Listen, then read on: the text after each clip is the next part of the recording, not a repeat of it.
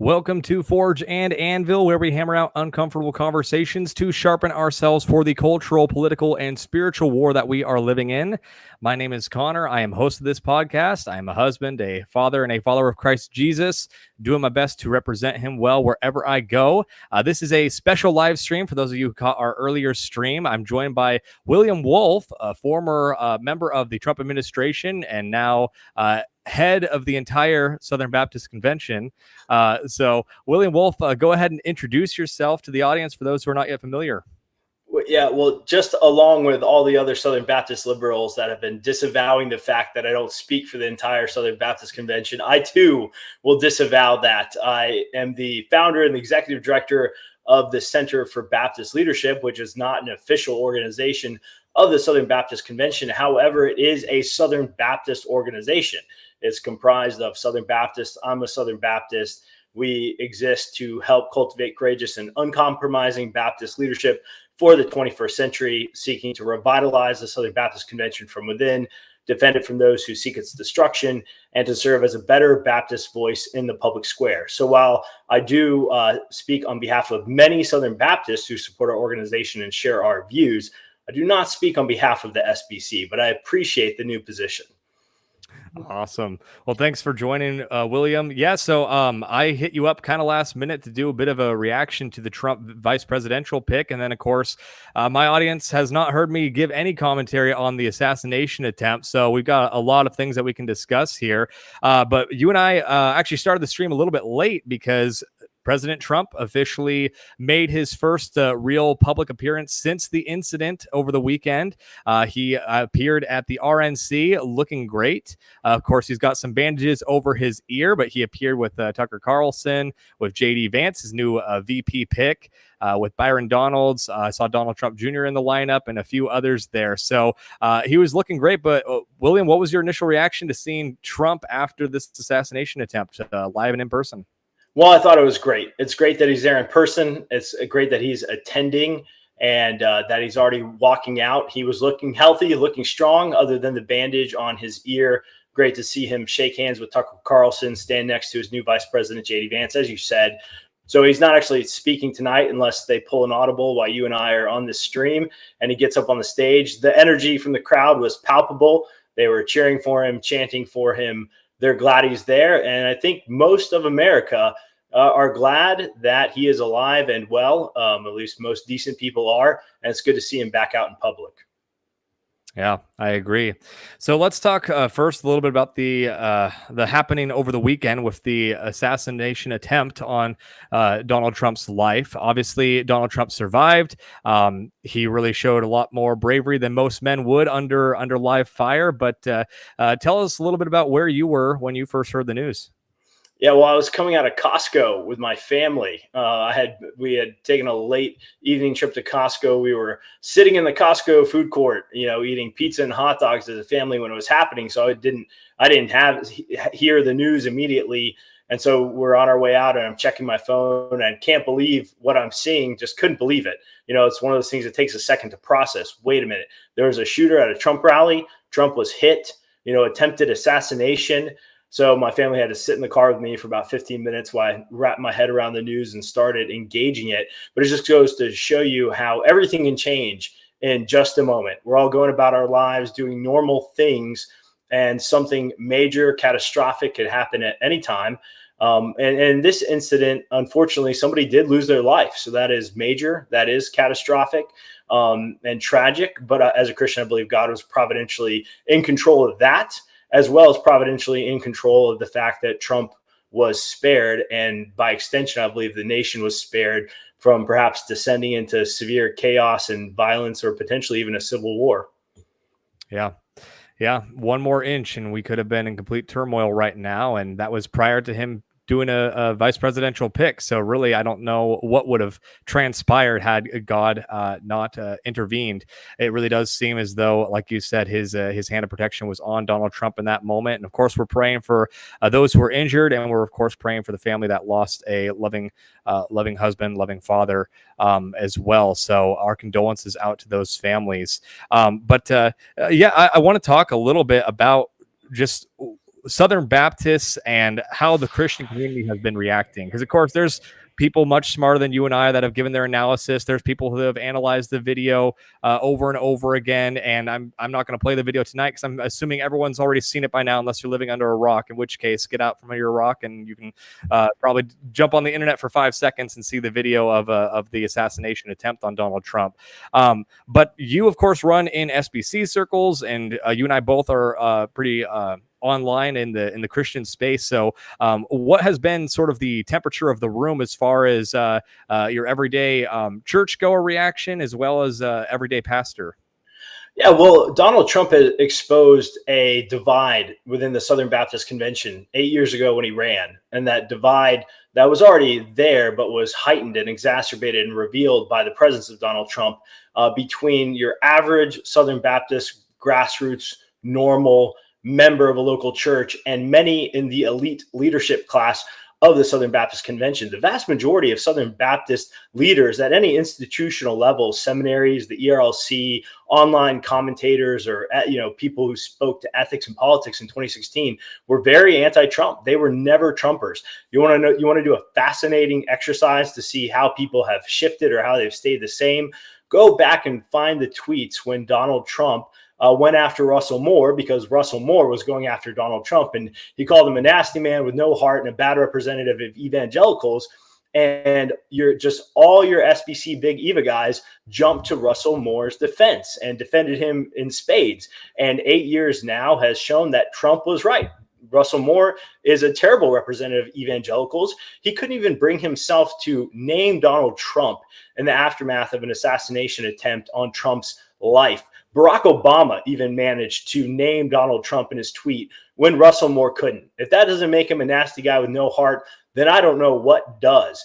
And so this situation, this incident, revealed some of that continuing and existent divide, where you have a lot of platitudes being given by major figures in the SBC of, denouncing general political violence. And I think probably in a lot of pulpits around the mega church circuit of the SBC, you've got some sort of third way denouncing political violence, maybe not even naming Trump, sentiments from the pulpit. Maybe some didn't even name it at all. But I think across sort of your grassroots rank and file SBC majority smaller churches, they would have been more outspoken sort of about what actually happened.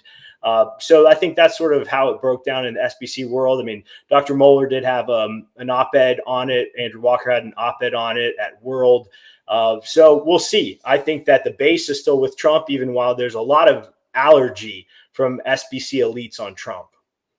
Yeah, I've been working on an article all about how third wayism needs to die, and coincidentally, the Center for Baptist Leadership put out an article that was roughly on that topic. I haven't had the pleasure of reading it just yet, but do you really think that the assassination attempt is going to ultimately make things more polarized? Because we see individuals like Matt Chandler came out recently. I posted a couple of his clips as well, talking about how he's essentially pretending that both sides are equally wrong, and doing this sort of Keller third way sort of spiel about the Democrats want the kingdom but not the king, and the Republicans want the king but not the kingdom, and this sort of honestly useless rhetoric that's not really helpful for the church. But then he mentions how he's aiming for those individuals that are looking at both parties, and they're saying that they're fed up with both parties, and they're just doing their best to represent Jesus in the public square. He says that's who I'm aiming at, and we see individuals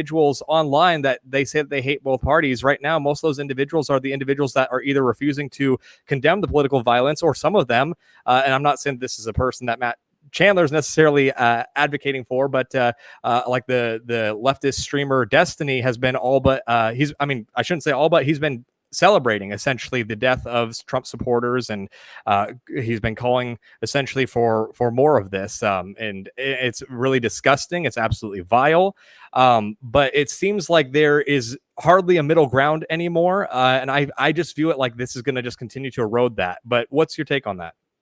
Yeah, well, the only thing in the middle of the road are yellow stripes and dead armadillos. So if you don't want to be either one of those things, then you need to pick a side. And I would say it is a time for choosing in America. I mean, to try to aim at some sort of middle constituency is actually to pick a side.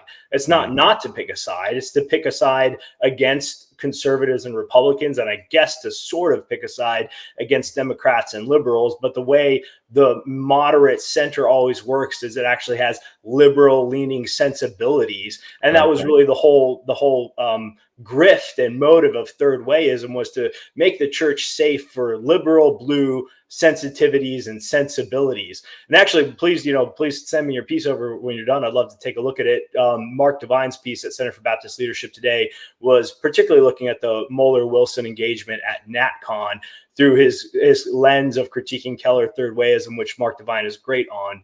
But yeah, I mean, I think this we cannot pretend like there's some sort of moral equivalency between the left and the right in America.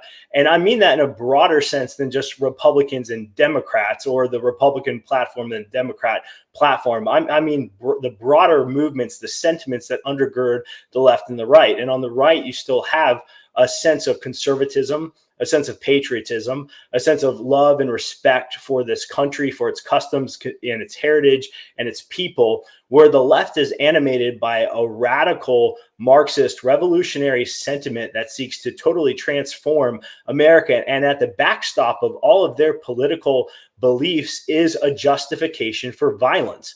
And that is fundamentally different than what you get on the conservative side of the political spectrum, where they certainly would have justifications for revolutions, sometimes just revolutions, a war for independence when the king or the magistrate or the Congress is no longer protecting the rights of its citizens. But that's fundamentally different from the revolutionary and violence justified vision of the left that, as Mueller mentioned in his NatCon talk, has no ontology, no sense of the creation, no sense of what God made us to be. We are completely malleable matter, evolved from goo that can be refashioned into whatever vision they currently have. It's really the outworking of what Lewis chronicled in That Hideous Strength, which I continue to let people know is not fiction, but it's reality, and you're living through it right now. And so I'd say that the middle way, third wayism, it does need to die.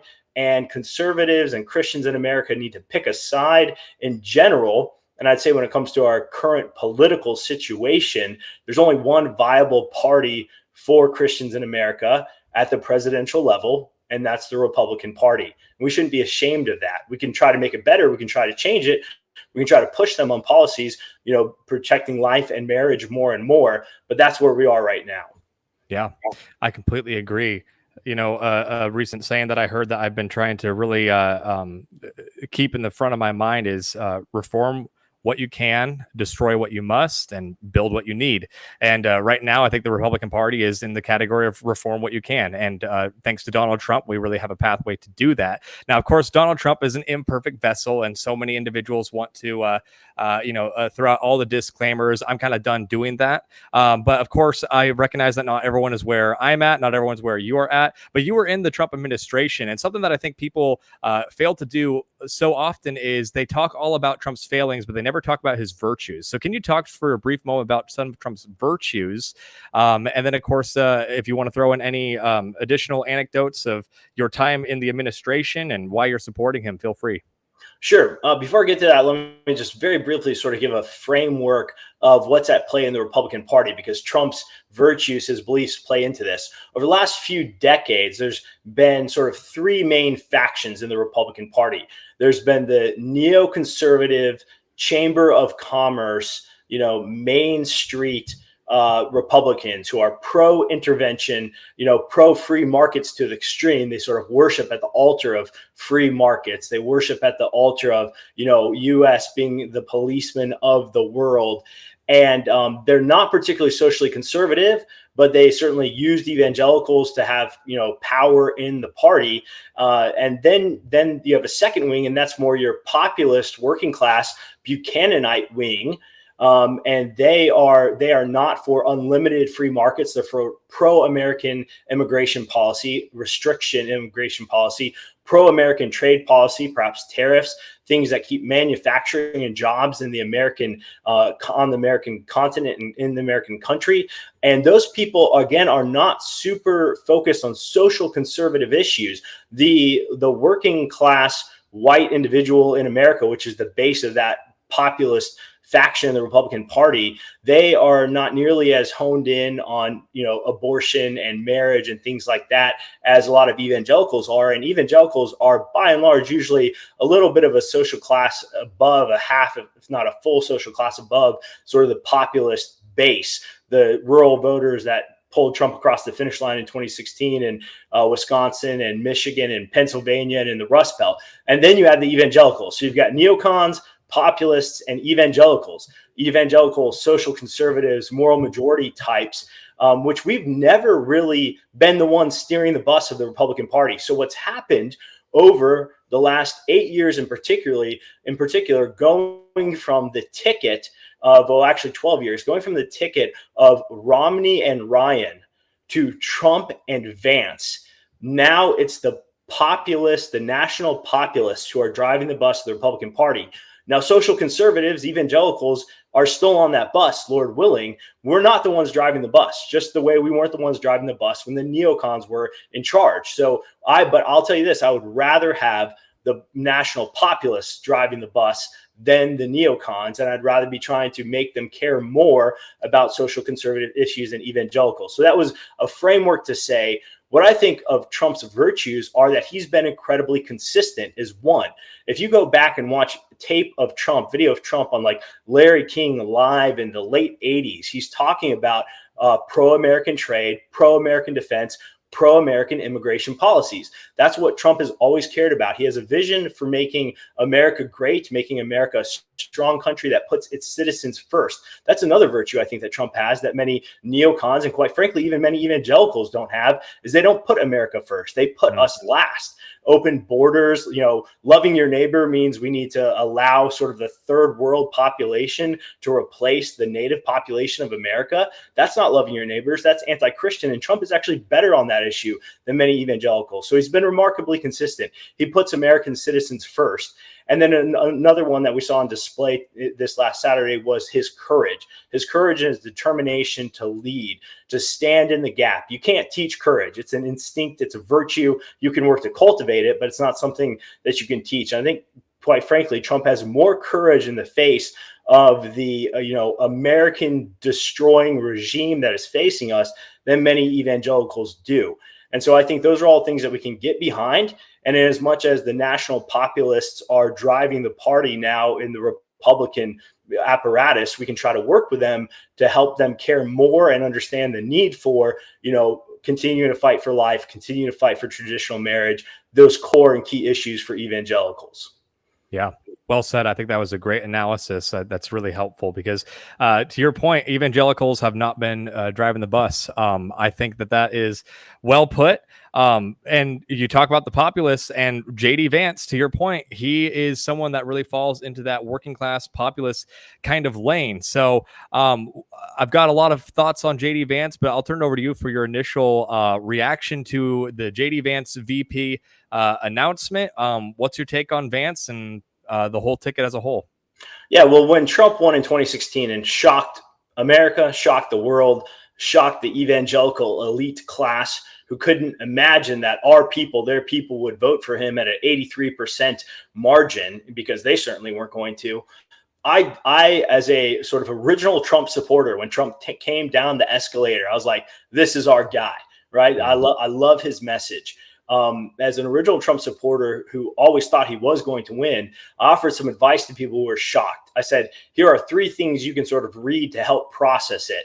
One was Hillbilly Elegy by JD Vance. Mm-hmm. And even though Vance was not immediately pro-Trump back in 2016 and was sort of, there it is, anti-Trump, he has some anti-Trump public statements that he's totally recanted and changed his position on. He's actually learned and grown. That's a sign of maturity. That's not a sign, I think, of being double-minded over 8 years. So I said, read Hillbilly Elegy, particularly to understand the Rust Belt vote, the switch from the pro-union vote for Obama in 2012 to the vote for Trump in 2016. I said, read Scott Adams, the Dilbert blog. He doesn't blog as much as he did back then. Now he does a lot of videos online. He still tweets a lot, but he blogged a lot back then. And I thought his analysis was very insightful, and he thought Trump was going to win too.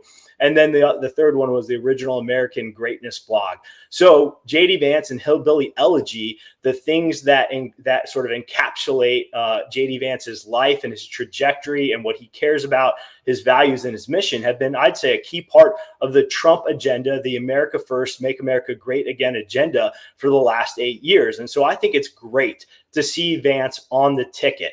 And I think it's a great pick. I mean, there's a lot more that could be said, but I'll stop there and say, in many ways, Trump picking Vance sort of cements this national populist takeover of the Republican Party and incorporates these ideas and these values of giving hard-pressed, disadvantaged, working-class Americans a representative in Washington, D.C. that they haven't had for decades.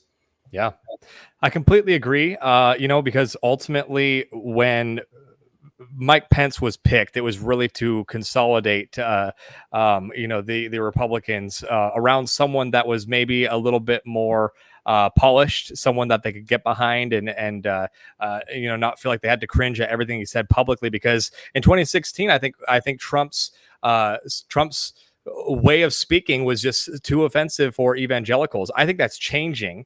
I pray that that's changing. It seems like there's less and less tone policing, although there's still plenty of it among evangelicals. I think the evangelical elite, the big Eva types, of course, that will remain true till the day that those entities are completely gone. But either way, the fact that Trump has the ability to choose Vance now and feels comfortable enough to already shows, to your point, that the transformation of the party has really been taking place and accelerating. And of course, something that I would say as well is JD Vance is not a DEI pick, and that's huge too. I think there was big pressure for Trump to pick a female just because that's for the suburban wine moms that Trump's trying to appeal to. Everyone kept saying he needs to pick a female or he needs to pick a minority just to appeal to minorities. I think he picked JD Vance based on merit, and that's something that is refreshing. That it's great to see a return. Not to say that there's not individuals who are talented that maybe are female or minority. Of course, there are those individuals, but the point is that Jeremy Carl has, of course, talked a lot about the anti-white racism that's taking place, and it's great to see that Trump picked someone that embodies those individuals that have been villainized so much, specifically in some of this anti-white racism that we see in the country. So I think that's another sign of good things progressing. Hopefully some of that anti-white racism and animosity is going to start to go away. And then lastly, to your point about how JD Vance originally came across as someone who was anti-Trump, so many individuals have changed since 2016. Myself, I was completely apolitical, and if you would have asked me, I'd probably say, "Oh, well, we'll vote for Trump because he's the lesser of two evils." But I really don't like the way he talks, and again, all those disclaimers would be thrown out there.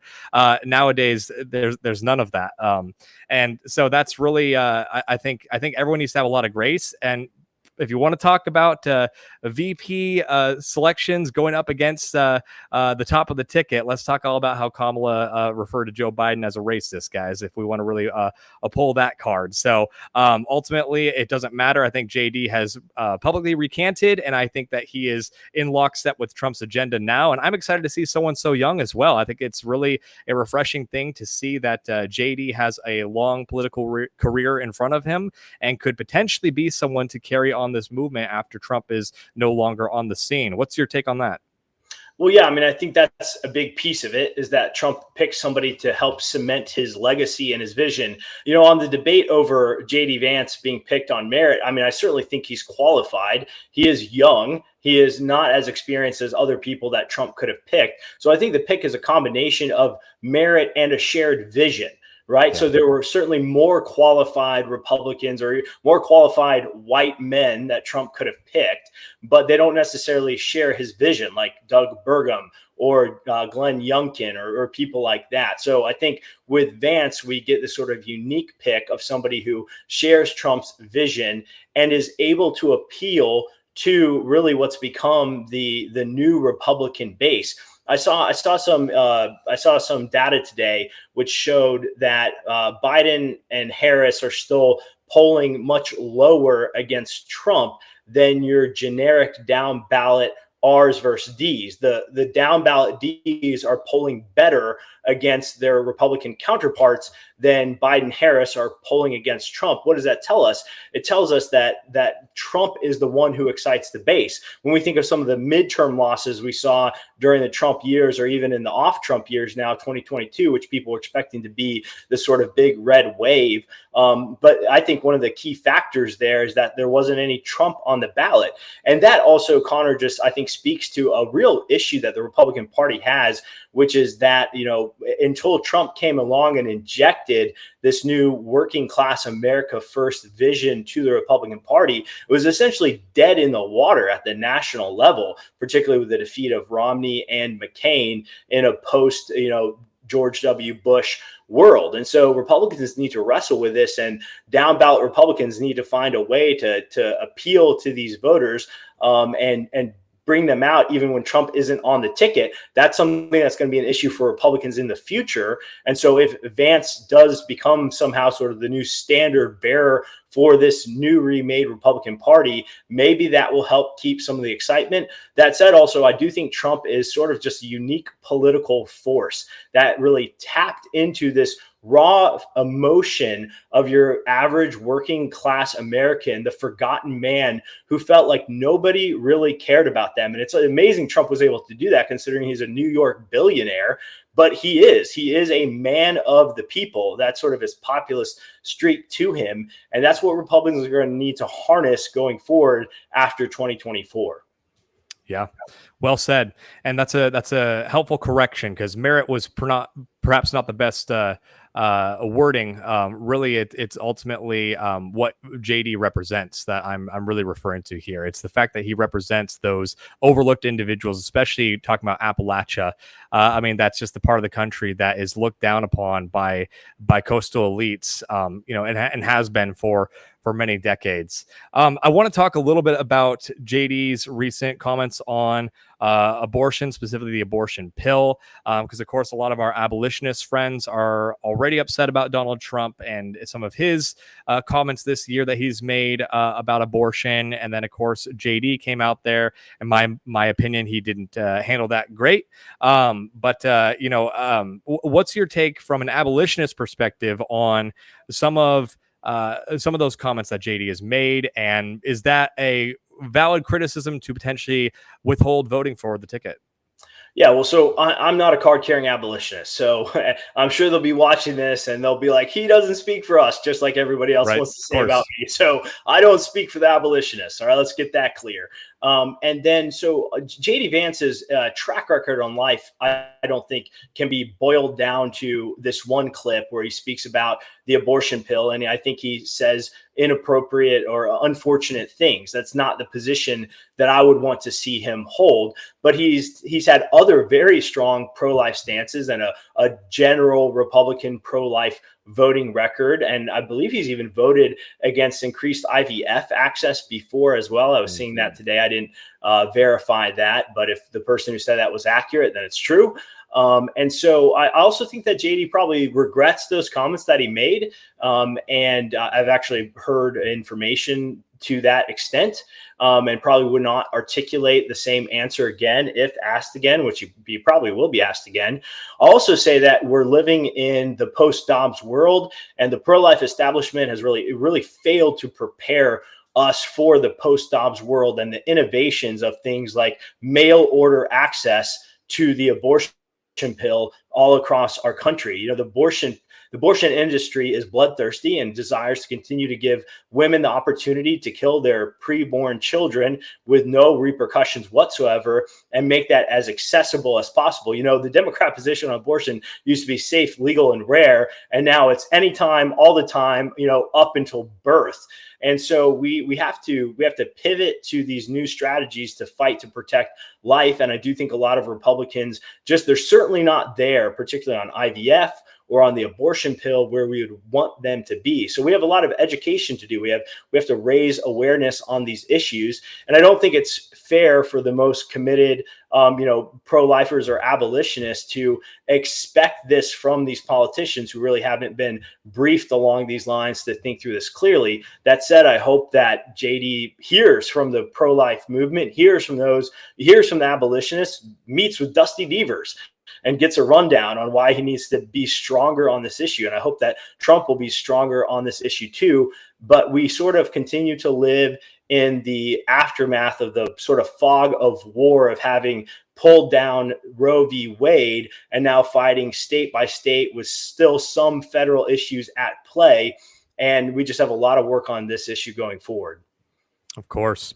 Yeah. And of course, I don't consider myself a card carrying abolitionist either. I think you and I'm assuming fall in the same camp of we want the end goal that abolitionists want. We want total ban on abortions. We want equal protection under the law. And so for that reason, depending on who I talk to, maybe I'll call myself an abolitionist in passing. But really, nowadays it seems, and I love my abolitionist brothers and sisters, we're totally in sync on most issues. But it seems as though in some of these camps, you are not an abolitionist if you don't want to, refuse to jump into the burning building to save 7 people because you're not able to save all 10 of them. And of course, that might be an uncharitable way of putting it, but it does seem like there is there's no real room for what I would consider what I've heard dubbed smash mouth incrementalism. And that's really the camp that I would fall under. I'm going to take as many wins as possible to save as many lives as possible as it becomes politically actually possible to do it. And that doesn't mean it's a fear of man issue. It just means that at the end of the day, if I don't have the power to change it, I'm going to do what I can to seek that power righteously to change that. And I think that a JD Vance ticket helps further the cause of the pro-life movement. And I pray that you're correct on that front, that he's hopefully a little bit more pro-life than maybe that clip suggested, because of course I've seen other great moments with him when talking about the issue. So we'll just see as he continues to be vetted by our side and of course the left exactly how pro-life he's going to be, and hopefully he can talk to Senator Devers and other abolitionists who I believe hold the right end results. I just disagree with their political strategy, but either way, we don't believe in the big pro-life establishment. We truly do believe that all abortion is wicked and needs to be ended as soon as possible. Any additional thoughts on that? Yeah, on this issue, I would just say that I think it's important to think categorically and to recognize, the different categories we're dealing with when we're talking about seeking to abolish abortion, provide equal justice for the unborn under the law, and that there's differences between a federal campaign, a federal political vote for a president, a really binary choice when you walk into the voting booth in November. Am I going to vote for a Republican or a Democrat, or am I going to vote for a third party or write somebody in? And then what happens at the state level in so many different ways, or legislation. So there's a categorical difference between a vote for a candidate and then vote for legislation, even at the federal level in Congress, in the House or in the Senate. And then at the state level, that same dynamic plays out. And so I do think that abolitionists are exactly right in their critique of what's happened at so many states with the ways that there's been opportunities to pass bills of abolition that have been, sandbagged by the pro-life movement, or even in Congress when maybe a Republican controlled Congress at the federal level could have done something stronger and they didn't do it, because of fear of the backlash and things like that. But that's just, again, a fundamentally different thing than what you're voting for in a president. And what we have faced with us with Trump and Biden at the top of the ticket, and it was always going to be Trump and Biden at the top of the ticket. It was never going to be anyone else unless something happened to Trump, which something almost did, right? But as it stands today, at the federal level, I'm still very confident using the power that is at hand at HHS and DOJ and the State Department with federal funding for abortion overseas that goes on under Democrat administrations, that the Trump-Vance administration is going to do everything they can at the federal level to stop federal funding to go to abortions, to stop unnecessary prosecutions of pro-life individuals to prosecute, pro-abortionists where they're breaking the law, and as possible, maybe to even go after, those who are, providing access to the abortion pill in states where it shouldn't be allowed. Lots of questions there, right? But so I'm confident that a Trump-Vance administration will do the things at the federal level that they can do to advance the cause of life, and certainly not the cause of death, the way that we're getting under the Biden administration. That's different than the question of, can we get a bill of abolition across the finish line in Louisiana? Those are just different categories. And I think people need to keep that in mind when they go into the booth in November. Of course, as long as the ERLC stays out of it, maybe Louisiana can actually abolish abortion in their state. But yeah, ultimately, at the end of the day, there's no excuse why states like Oklahoma, Tennessee, Louisiana can't actually abolish abortion in their states. And that's why we were thankful for people like Senator Devers, who is exactly where he needs to be in that fight as an abolitionist. But at the end of the day, we just want to push the upper levels to do what they can at the federal level. But we recognize that really it's incumbent upon us at the state level to do the legwork to really fight for life where it matters most and where we have the most bang for our buck politically, which is your hometown. So let that be the takeaway for those of you individuals who may have gotten fired up by my possibly uncharitable categorization of the abolitionist movement earlier. So, but anything else that you want to add about the JD Vance Donald Trump ticket before we wrap up? I'll go ahead and wrap us up a little early here because I know we started late and it's real late your time, and I want to be charitable to you. So. Well, no, I appreciate that. I think that this is a historic moment. We're living through history. There's this, I guess, this sort of ancient Chinese insult, the proverb that says, "May you live in interesting times," right? And that's an insult, right? But the reality is we do live in interesting times, and I'm actually somewhat thankful to be living in them and have the opportunity, Lord willing, to rise to the moment as it faces us as a Christian man, as a husband, and as a father, and as somebody who is trying the best I can to be a man in the arena and not just somebody criticizing from the sidelines. But so I do think this is a historic pick because it does symbolize the transformation of the Republican Party from being the old school National Review, neoconservative, interventionist, free markets, maximalist party to a more nationally minded, populist focused party that's going to give particular attention to the working class Americans who are hurting all across, not just Ohio, where JD Vance is from, and Kentucky and the South, but really all across our country, and to try to do what we can to defend American citizens first and foremost, and put their interests first over and above the global order, whether that's on an economic scale or an immigration scale or a national sovereignty scale. And so I think it's an exciting pick. I think there's work to be done. But I think that there are good things ahead. And this is a positive change for the Republican Party. Of course, your classic, longstanding pundits in Washington, D.C. will disagree with that. They're weeping and gnashing their teeth at the pick of somebody like JD Vance, to which I say good, because they're out of touch. What have they conserved? What have they done for their fellow American citizens? And so let's move this approach forward. And to Christians and conservatives out there who have their hesitations with Trump Vance, I would just say that we have to, I think of James, no one should think of themselves more higher than they ought, but have sort of a humble acknowledgement of our position.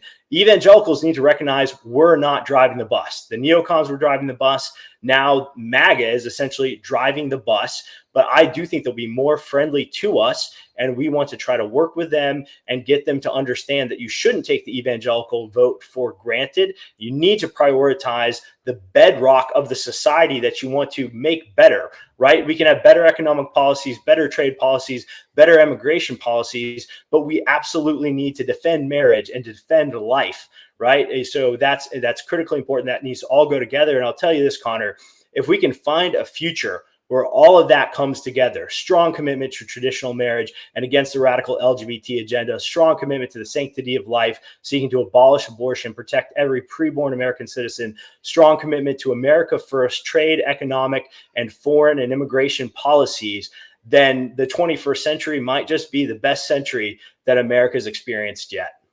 Amen. And we'll be praying that that is the case. And I appreciate the work that you're doing and the work so many of you in our audience are doing to help make that happen. And if we humble ourselves before the Lord, Lord willing, he will heal our land. So let's continue to pray for that and pray that his justice will be enacted from sea to shining sea. So thanks so much, William. Really appreciate it. Where can people go to keep up with you and everything that you're doing? And feel free to plug anything else.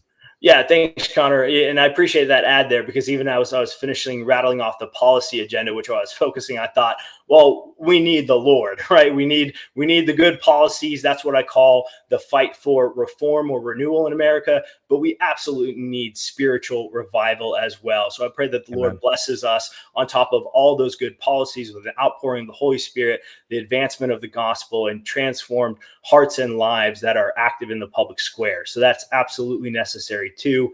Where people can find me, you can find me on X at William_E_Wolfe with an E. You can find the Center for Baptist Leadership at centerforbaptistleadership.org. And you can find us on X at Baptist Leaders. Also find us on Facebook, Center for Baptist Leadership. Follow, like, and subscribe to our channel on YouTube as well, Center for Baptist Leadership. And stay tuned for more great content and our work to reform the SBC moving forward. Awesome. And you guys are on Rumble too. I just discovered that the other day. So we're on all the decent Rumble. So yeah. Awesome. Cool. Well, thank you everyone for joining us. We really appreciate it. We hope you have a fantastic rest of your Monday evening for this extra live stream that we had, but we'll see you next time.